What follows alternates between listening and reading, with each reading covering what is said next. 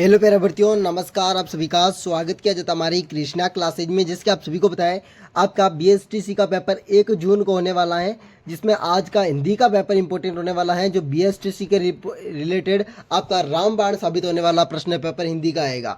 आपके सामने आपका पहला प्रश्न शुरू करते हैं। इससे पहले आपको बता दूं, अभी तक आपने कृष्णा क्लासेज को सब्सक्राइब नहीं किया तो सब्सक्राइब कर लें, बेल आइकन को भी प्रेस कर दें, क्योंकि आज के शाम को हम 7:30 पर 100 प्रश्न जीके के लाइव के माध्यम से स्टार्ट करेंगे। जीके के हर रोज 100 प्रश्न जीके के लाइव के माध्यम से स्टार्ट करेंगे, जो आपके 15 दिन तक कंटिन्यू क्लासेस चलेगी, जो 100 प्रश्न की होगी। आपके सामने आपका पहला प्रश्न है जो हिंदी का है।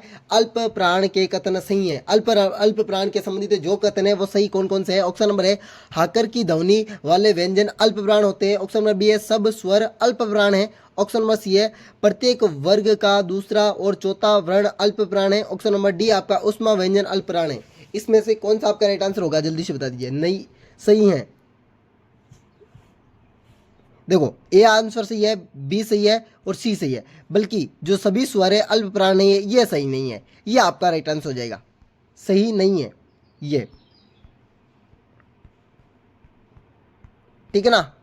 अगला प्रश्न आपके सामने, आपका दूसरा प्रश्न है हिंदी शब्दकोश में पहले आने वाला शब्द, जो पहले कौन सा आएगा शब्द, यह प्रश्न तो पूछना ही पूछना है। एक प्रश्न इसका आएगा जो 2 नंबर का होगा। ठीक है ना, एक प्रश्न आपका 2 नंबर का होगा। ये 2 नंबर आपके पक्के समझे। हिंदी शब्दकोश में पहले आने वाला शब्द, ऑप्शन नंबर ए वक्ता, ऑप्शन नंबर बी है वर्ग, ऑप्शन नंबर सी है वक्र, ऑप्शन नंबर डी है वर्ग। जल्दी से, वर्ग नहीं आएगा, वक्र नहीं आएगा, वर्ग नहीं आएगा, पर वक्ता आएगा। वक्ता आएगा। ठीक है ना, आपका वक्ता राइट आंसर हो जाएगा। अगला प्रश्न आपके सामने, आपका तीसरा प्रश्न है सहायक शब्द में भाववाचक संज्ञा होगी। सहायक शब्द की भाववाचक संज्ञा जो भाव का बोध कराती है उसे भाववाचक संज्ञा कहते हैं। संज्ञा 3 प्रकार की होती है, व्यक्तिवाचक, जातिवाचक और भाववाचक। ऑप्शन नंबर ए है सहयोगी, ऑप्शन नंबर बी है साहित्य, ऑप्शन नंबर सी है सहायता, ऑप्शन नंबर डी है सहयोग। इसमें किसमें जो है भाववाचक संज्ञा का प्रयोग किया गया है? तो आपका राइट आंसर हो जाएगा तीसरे में सहायता।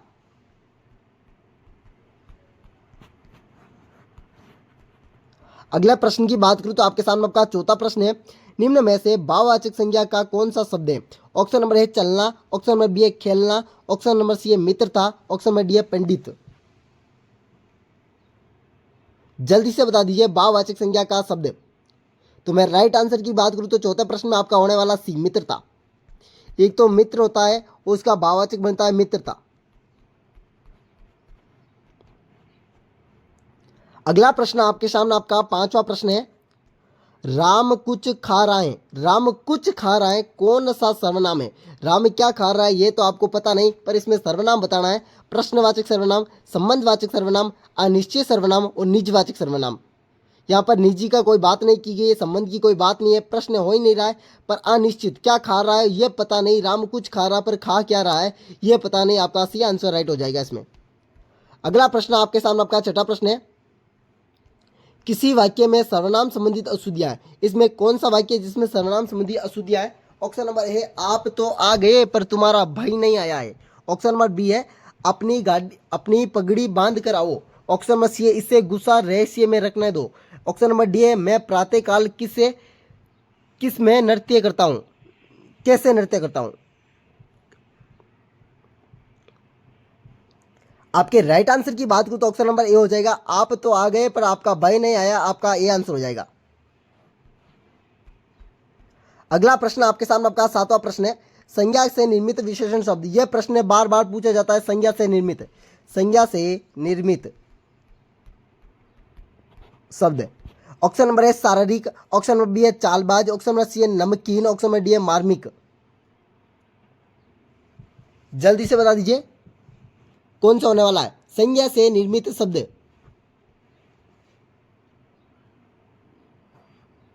जो विशेषण नहीं है आपका राइट आंसर हो जाएगा चालबाज।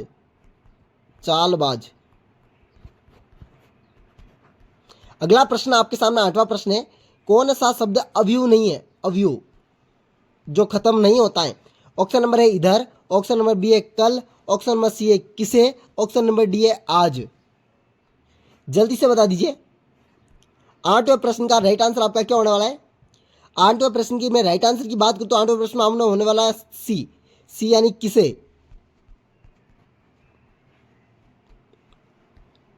अगला प्रश्न आपके सामने आपका 9वां प्रश्न है, गजेंद्र शब्द में कौन सी संधि है। यह प्रश्न आपको बताना है संधि वाला। संधि आपकी 3 प्रकार की होती है, स्वर, व्यंजन और विसर्ग। ये 3 होती है।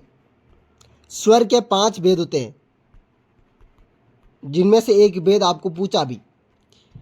ये व्यंजन तो मैंने डिलीट ही कर दिया। लो, ऑप्शन नंबर 1 गजेंद्र शब्द में कौन सी संधि है। ऑप्शन नंबर 1 दृघ, ऑप्शन नंबर बी गुण, ऑप्शन नंबर सी आपके अयादि। और एक को डिलीट कर दिया मैंने। जल्दी से बता दीजिए, गजेंद्र शब्द में एक की मात्रा आ गई तो सीधा गुण संधि पर चले जाएं।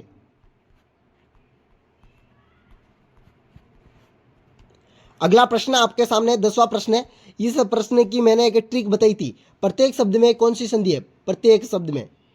ऑप्शन नंबर 1 वर्दी संधि, ऑप्शन नंबर बी है आपकी गुण संधि, ऑप्शन नंबर सी आपके अयादि संधि, ऑप्शन नंबर डी है यण संधि।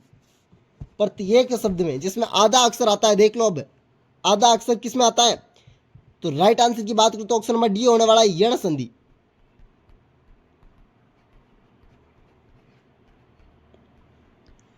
अगला प्रश्न आपके सामने 11वां प्रश्न है। 11वां प्रश्न है, दो रंगों का समूह में कौन सा समास है। ऑप्शन नंबर है तत्पुरुष, ऑप्शन नंबर बी है क्रमधारयी, ऑप्शन नंबर सी है द्विगु, ऑप्शन नंबर डी है द्वंद्व। जल्दी से 11वें प्रश्न का राइट आंसर बता दीजिए। दो रंगों के समूह में कौन सा समास है। दो रंगों के समूह में आपको जो पूरा शब्द दिया हुआ है और आपको समास बताना है, तो आपके राइट आंसर की बात करूं तो द्विगु हो जाएगा।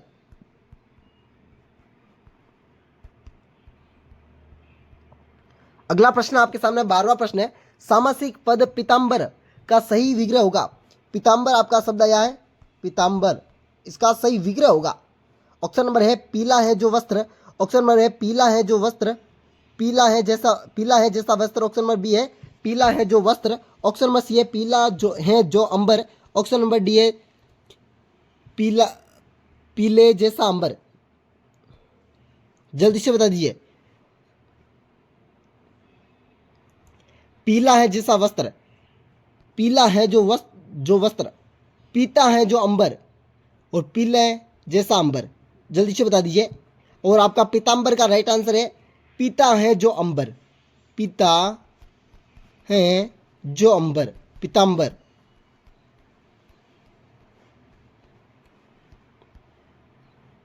अगला प्रश्न आपके सामने आपका 13वां प्रश्न है, उसने चाकू से फल काटे में कौन सा कारक है। कारक कर्ता ने कर्म को करण से आएगा ना, तो करण कारक। मैंने एक ट्रिक बताई, कर्ता ने कर्म को करण से संपादन के लिए अपादान के लिए, वो आपको याद रखना है। उससे आपको कारक का प्रश्न कभी गलत नहीं होगा और कुछ याद करने की कोई बात नहीं होगी आपको।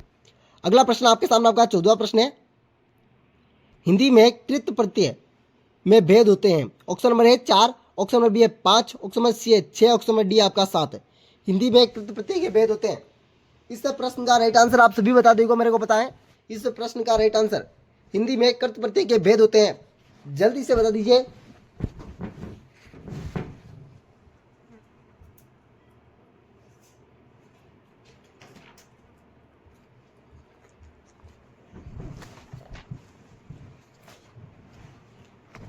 और मैं आपके 14 प्रश्न की राइट आंसर की बात करूं तो ऑप्शन नंबर बी होने वाला 5। और आपको 5 के नाम तो याद है ना, कर्त प्रत्यय के, कर्त प्रत्यय के भेद का। तो मैं नाम बात करता हूं 5। पहला होगा आपका कर्त प्रत्यय कर्तवाचक, दूसरा होगा आपका क्रमवाचक, तीसरा आपका होगा करणवाचक, चौथा होगा आपका भाववाचक, और 5वें की बात करूं तो मैं आपका हो जाएगा क्रियावाचक।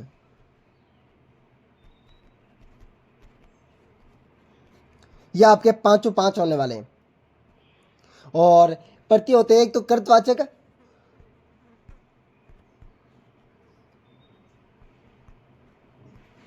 एक होता है आपका तद्धित।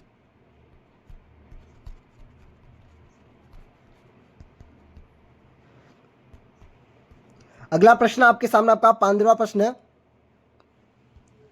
अमानवीय शब्द में प्रयुक्त प्रत्यय हैं। ऑप्शन नंबर है आ, ऑप्शन नंबर बी है अम, ऑप्शन नंबर सी है यथा, ऑप्शन नंबर डी है त। आपको प्रत्यय तो पता है शब्द के पीछे लगता है, शब्द के पीछे, उपसर्ग शब्द के आगे लगता है। जल्दी से आ, अम, अत, यत और त। तो आपका राइट आंसर की बात करूं तो इसमें त हो जाएगा।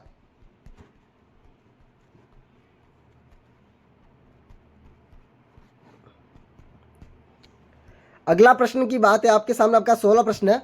अनमोल शब्द का विलोम शब्द होगा। अनमोल, ऑप्शन नंबर है अनुलोम, ऑप्शन नंबर बी विलोम, ऑप्शन नंबर सी है प्रतिलोम, ऑप्शन नंबर डी आपका विटोल। विटोल, जल्दी से बता दीजिए 16 प्रश्न में राइट आंसर। अनुलोम, प्रतिलोम, विलोम और विटल। और राइट आंसर की बात करूं तो अनुलोम का विलोम हो जाएगा।